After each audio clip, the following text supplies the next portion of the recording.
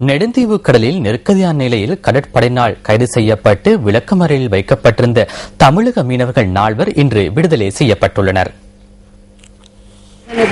ஊர்காவல்துறை நீதவான் நீதிமன்றத்தில் இன்று ஆஜர்படுத்தப்பட்ட குறித்த 4 மீனவர்களும் சட்டமா அதிபரின் ஆலோசனைக்கு அமைய விடுதலை செய்யப்பட்டுள்ளனர். விடுதலை செய்யப்பட்டுள்ள 4 மீனவர்களையும் யாழ் இந்திய துணை தூதரகத்தில் ஒப்படைக்குமாறு ஊர்காவல்துறை மாவட்ட நீதிபதியும் நீதவானுமாகிய எஸ் லெனின்குமார் போலீசாருக்கு உத்தரவிட்டுள்ளார். கடந்த டிசம்பர் மாதம் 5ஆம் தேதி படகு விபத்துக்குள்ளானதால் நெடுந்தீவு கடற்பரப்பில் நெருக்கடியான நிலையில் கடற்படையினரால் இவர்கள் கைது செய்யப்பட்டிருந்தனர். இவர்கள் தமிழகத்தின் புதுக்கோட்டை ஜெகதாப்பட்டினத்தை சேர்ந்தவர்கள் என்பதும் குறிப்பிடத்தக்கது. இதேவேளை ஆந்திர மாநிலத்தில் தடுத்து வைக்கப்பட்டுள்ள இலங்கை மீனவர்கள் 25 பேரின் விடுதலையை துரிதப்படுத்துமாறு மாநில அரசிடம் இந்திய மத்திய அரசாங்கம் கேட்டுக் கொண்டுள்ளது. இலங்கை மற்றும் இந்திய மீனவர்களை பரஸ்பரம் விடுதலை செய்வதற்கான தீர்மானத்தின் அடிப்படையில் இந்திய மத்திய அரசாங்கம் இந்த கோரிக்கையை விடுத்துள்ளதாக தி ஹிந்து தகவல் வெளியிட்டுள்ளது. இந்த தீர்மானத்தின் பிரகாரம் இரு நாடுகளிலும் தடுத்து வைக்கப்பட்டிருந்த இருதரப்பு மீனவர்களிலும் 52 பேர் வீதம் விடுதலை செய்யப்பட்டு சர்வதேச கடற்பரப்பில் வைத்து பரஸ்பரம் பரிமாற்றிக் கொள்ளப்பட்டனர். ஆந்திர மாநிலத்தில் தடுத்து வைக்கப்பட்டிருந்த 31 மீனவர்களில் 6 பேர் ஏற்கனவே நீதிமன்ற உத்தரவின் பிரகாரம் விடுதலை செய்யப்பட்டுள்ளனர். இதேவேளை இந்திய இலங்கை மீனவர்களின் பிரச்சனைகளுக்கு தீர்வு காண்பதற்காக 2 நாட்டு பிரதிநிதிகளும் அடங்கிய இணைக்குழு ஒன்று நியமிக்கப்பட்டுள்ளது. இந்த குழுவினர் 2 நாடுகளுக்கும் இடையிலான மீனவர் பிரச்சனைகளுக்கு தீர்வு காணும் வகையில் புரிந்துணர்வு உடன்படிக்கையான வரைவை தயாரித்து வருவதாக இந்திய ஊடகங்கள் மேலும் சுட்டிக்காட்டியுள்ளன. சிந்தனையை தூண்டும் அறிஞர் வாக்கு அடுத்து.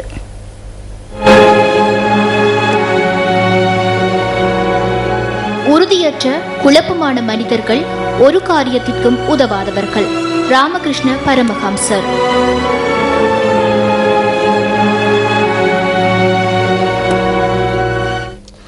தெஹிவளை தேசிய மிருகக்காட்சி சாலையில் இறந்த வெள்ளையாமை நுரையலின் ஒரு பகுதி மேலதிக பரிசோதனைக்காக மிருக வைத்திய பரிசோதனை பிரிவுக்கு அனுப்பி வைக்கப்பட்டுள்ளதாக தேசிய மிருகக்காட்சி சாலை திணைக்களத்தின் பணிப்பாளர் அனுரடி சில்வா தெரிவிக்கின்றார். கொஸ்கொட ஆமைகள் பாதுகாப்பு மத்திய நிலையத்திலிருந்த 4 வெள்ளை ஆமைகள் கடந்த வெள்ளிக்கிழமை தெஹிவளை தேசிய மிருகக்காட்சி சாலைக்கு கொண்டு செல்லப்பட்டன. கடந்த சில தினங்களாக மக்களின் கவனத்தை ஈர்த்த ஒரு விடயமாக அமைந்திருந்தது வெள்ளாமையின் மரணம். கொஸ்கொடை ஆமைகள் பாதுகாப்பகத்தில் இருந்து 4 வெள்ளாமைகள் தெஹிவளை மிருகக்காட்சி சாலைக்கு வழங்கப்பட்டிருந்தன. அவற்றுள் ஒன்று கடந்த 20ஆம் தேதி உயிரிழந்திருந்தது. ஏனைய 3 வெள்ளாமைகளின் நிலைமைகள் தொடர்பாக அறிவதற்காக நாம் தெஹிவளையில் உள்ள மிருகக்காட்சி சாலைக்கு வந்துள்ளோம். 3 மற்றும் 6 வயதான 2 வெள்ளை ஆமைகள் கொஸ்கொட ஆமைகள் பாதுகாப்பு மத்திய நிலையத்திலிருந்து கொண்டு வரப்பட்டிருந்தன. ஏனைய 2 ஆமைகளினதும் வயது 6 மாதத்துக்கும் குறைவானது என தேசிய மிருகக்காட்சி சாலை திணைக்களத்தின் பணிப்பாளர் குறிப்பிட்டார். 3 வாரத்துக்கும் குறைவான வயதை கொண்ட ஆமையை இவ்வாறு இறந்துள்ளதாக மரண பரிசோதனையிலிருந்து தெரிய வந்துள்ளது. இந்த நிலையில் மிருகக்காட்சி சாலையில் உள்ள ஏனைய 3 ஆமைகளினதும் சுகாதார நிலைமை குறித்து நாம் வினவினோம். கொண்டுவரப்பட்ட ஒரு ஆமையின் பாகத்தில் காயம் ஏற்பட்டிருந்தது. அதற்கு நாம் சிகிச்சைகளை வழங்கினோம். ஏனைய 2 பெரிய ஆமைகளும் சிறந்த சுகாதார நிலையில் இருக்கின்றன. தேசிய மிருகக்காட்சி சாலையில் உள்ள வெள்ளை ஆமைகள் ஏன் இதுவரை காட்சிப்படுத்தப்படவில்லை? இந்த பிரச்சனை குறித்த வழக்கு விசாரணை நீதிமன்றத்தில் உள்ளன. இந்த ஆமைகள் பொதுமக்களின் காட்சிக்காக வைக்கப்படுகின்றமையால் ஒரு தரப்பினருக்கு ஏதேனும் ஒரு வகையில் அநீதி இழைக்கப்படுவதாக சட்டம் அதிபர் திணைக்களம் எமக்கு தெரிவித்தது.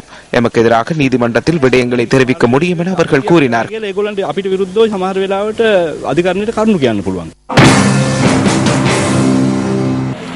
குறித்த ஆமைகளை வேறொரு இடத்துக்கு கொண்டு செல்வதற்கான தயார் நிலைமை காணப்படுகின்றதா? நாம் இவ்வாறே வைத்திருப்போம். நாம் காட்சிக்கு வைக்கப் போவதில்லை. எமது செலவில் பராமரிக்கின்றோம். யாராவது நீதிமன்ற உத்தரவை பெற்று அதனை பெற்றுக்கொள்ள வரும் பட்சத்தில் ஆமைகளை நாம் ஒப்படைப்போம். இதனை காட்சிப்படுத்துவதற்கான தேவை கிடையாது.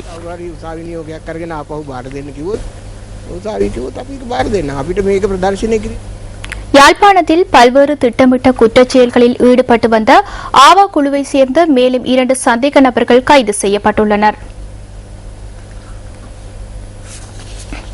இந்த சந்தேக நபர்கள் இன்று மல்லாகம் நீதிமன்றத்தில் ஆஜர் செய்யப்பட்டதை அடுத்து 14 நாட்களுக்கு விளக்கமறியலில் வைக்குமாறு உத்தரவிடப்பட்டுள்ளது. சந்தேக நபர்கள் மல்லாகம் நீதிமன்றத்துக்கு அருகில் நேற்று மாலை கைது செய்யப்பட்டதாக யாழ் பிராந்தியத்துக்கு பொறுப்பான போலீஸ் உயர் அதிகாரி ஒருவர் கூறினார். யாழ் கோண்டாவில் பகுதியில் உள்ள வீடொன்றில் கடந்த 5ஆம் தேதி இடம்பெற்ற வாழ்வெட்டு சம்பவம் தொடர்பில் மேற்கொண்ட விசாரணைகளை அடுத்து ஆவா குழுவைச் சேர்ந்த 11 பேர் ஏற்கனவே கைது செய்யப்பட்டிருந்தனர். சந்தேக நபர்களை இம்மாதம் 31ஆம் தேதி வரை விளக்கமறியலில் வைக்குமாறு நீதிமன்றம் உத்தரவிட்டிருந்தது. ஆவா குழுவைச் சேர்ந்த முக்கிய சந்தேக நபர்கள் கைது செய்யப்பட்டதை அடுத்து யாழ்ப்பாணத்தில் திட்டமிட்ட குற்றச்செயல்கள் வெகுவாக குறைவடைந்துள்ளது என்று யாழ் பிராந்தியத்துக்கு பொறுப்பான போலீஸ் உயர் அதிகாரி மேலும் சுட்டிக்காட்டினார்.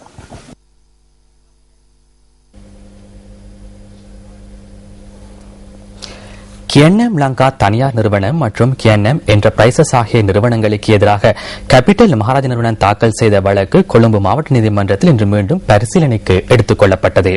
இதுகுறித்து மேலதிக தகவல்களை தொடரும் செய்தியில் எதிர்பாருங்கள்.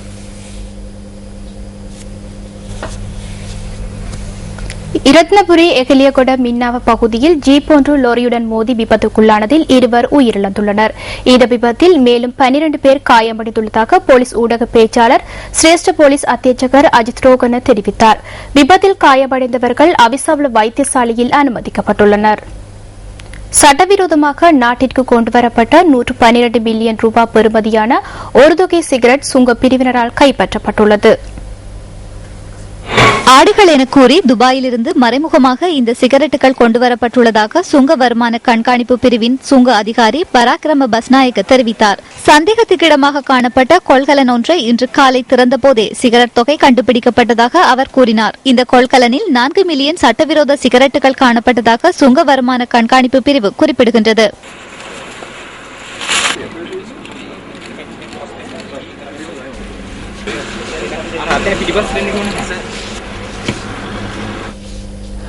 மிளகு, இஞ்சி, மஞ்சள் போன்ற பயிர்களை உற்பத்தி செய்யும் வேலை திட்டம் ஒன்று மட்டக்களப்பு மாவட்டத்தில் முன்னெடுக்கப்பட்டுள்ளது.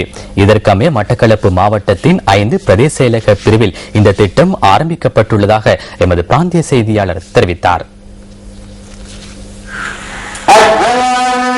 ஒட்டமாவடி பிரதேச செயலக பிரிவில் தெரிவு செய்யப்பட்ட பயனாளிகளுக்கு சிறு ஏற்றுமதி பயிர்க்கன்றுகள் நேற்றைய தினம் வழங்கப்பட்டன. இந்த திட்டத்திற்கு அமைவாக முதலாவது கட்டத்தின் கீழ் 1200 கமுகம் கன்றுகள் மற்றும் 5000 கருவா கன்றுகளும் நடுவதற்கான நடவடிக்கைகள் முன்னெடுக்கப்பட்டுள்ளன. இரண்டாவது கட்டத்தின் கீழ் 3000 கமுக கன்றுகளும் 2000 கருவா கன்றுகளும் 1000 மிளகு கன்றுகளும் வழங்கப்பட்டு பயிரிடப்பட உள்ளன. அத்துடன் மூன்றாவது கட்டமாக இஞ்சி மற்றும் மஞ்சள் ஆகிய கன்றுகள் வழங்கப்பட்டு பயிரிடப்பட உள்ளதாக எமது பிராந்திய செய்தியாளர் தெரிவித்தார். மட்டக்களப்பு மாவட்டத்தின் பட்டிப்பளை, ஏறாபுரப்பற்று, ஆரையம்பதி, வாகரி, ஓட்டமாவடி ஆகிய பிரதேச செயலக பிரிவுகளில் தெரிவு செய்யப்பட்ட பயனாளிகளுக்கு இந்த கன்றுகள் வழங்கப்படுகின்றன.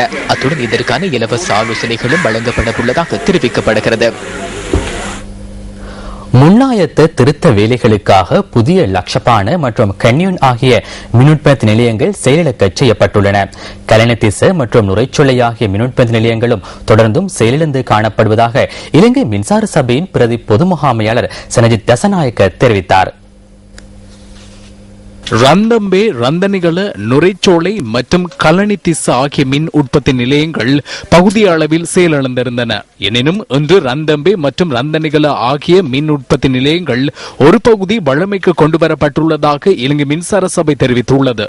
கலனிதிச, நுரைச்சோலை, புதிய லக்ஷபான மற்றும் கேனியோன் ஆகிய மின் உற்பத்தி நிலையங்கள் செயலிழந்துள்ளமையினால் தேசிய மின் கட்டமைப்பிற்கு 350 மெகாவாட் மின்சாரம் இழக்கப்படுவதாக மின்சார சபையின் பிரதி பொது முகாமையாளர் கூறினார். அனல் மின், நீர்மின் மற்றும் காற்றினால் எமது நாட்டில் மின்சாரம் உற்பத்தி செய்யப்படுகிறது.